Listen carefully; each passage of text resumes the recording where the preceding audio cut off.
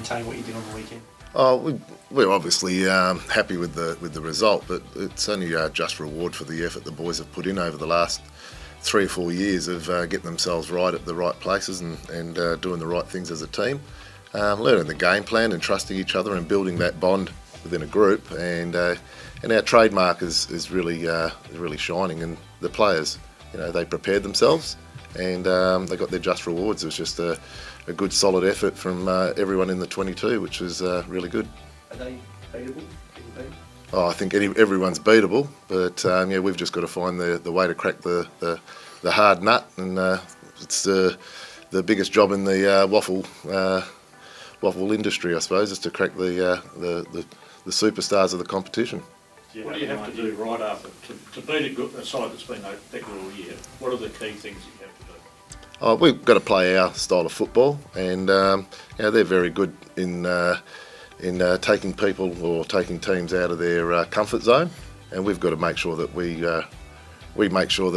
can resist that temptation to do something different. Just play our way and trust our game plan and do it our way. Scotty, what's your planning with somebody like, say, Marley and Pinkney? You appear to be one of their most dangerous players throughout the season. What discussions do you have around combating him? Yeah, well, look, they're not just based on one player for sure, but watching his game last week, it's probably his best game for the year.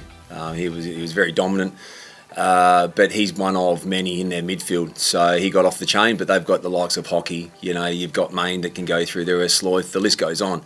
Look, as a collective, we'll look at how we can combat the whole midfield, their whole side. But we won't be just zeroing in on one particular player. Otherwise, you lose sight of what's else that they have in their makeup. But definitely, you'll put homework into him because he was in fantastic form, and our players went down there, and I'm sure our midfield group took note of how dominant he was around the ground.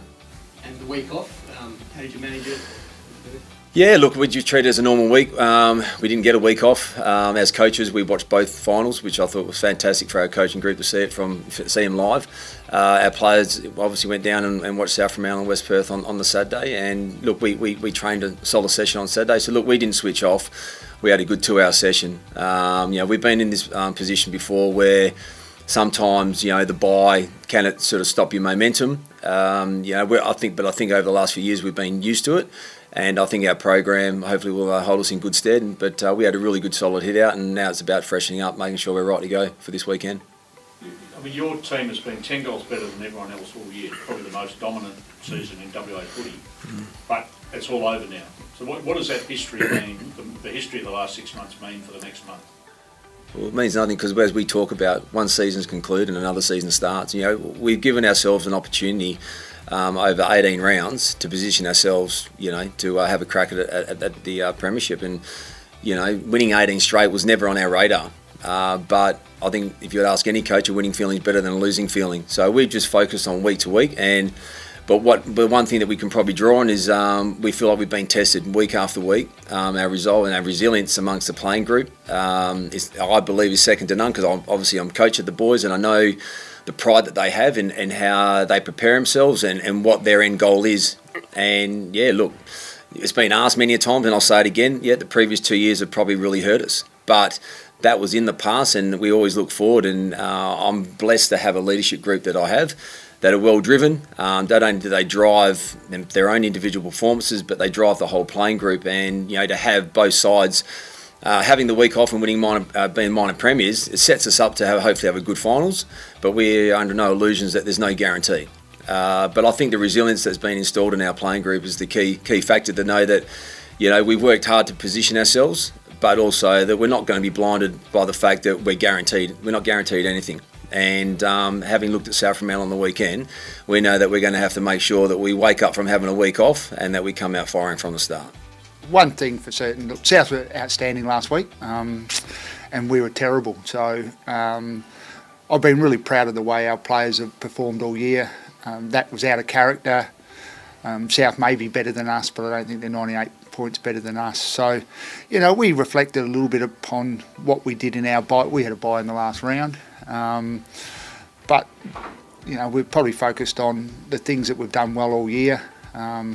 Refreshed a bit of that, through a couple of meetings and a bit of vision, and our training program will be tailored around that, and we just, take on trust that they'll come with their best effort this week and see how we go. Do you think confidence can be repaired in that short period of time for the players? Do you think they can just brush it off? I'm not sure brush it off would be the right word. Can we change it around? Of course we can. But it's not a matter of just rolling up and doing it. We've got to make sure we come with intent and effort and play our brand of footy and respect what Claremont have done. They've been outstanding for a period of time now. Their pressure is probably as good as anyone else's in the competition at the moment, and we got to get our hands on the ball and get in our front half, which we weren't able to do against South last week at all. And when we did, we didn't score either. So there's a lot of things that we will do, and hopefully we'll do them well like we did over the whole qualifying period, and we earned a second chance, and we have to cash that in this week and we'll be better. Members, are they vulnerable? They're a very proud football team, and they'll certainly be disappointed with their performance last week, but they've played some really good football throughout the year. Their midfield group, led by Black and Meadows and Nelson, are outstanding. They've got some guys inside their forward 50 with Keitel strikes an outstanding player. Their backline are really even, so it provides a wonderful opportunity and challenge for our group, but one that we're really looking forward to.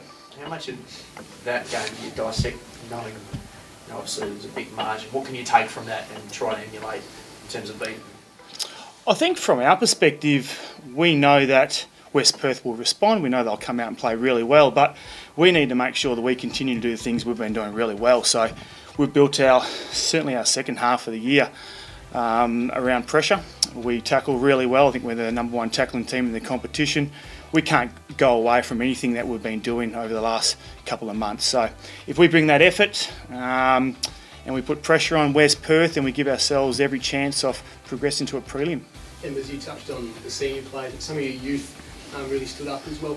What are the discussions when you're playing a guy like Clark, Smallwood in a big final like that?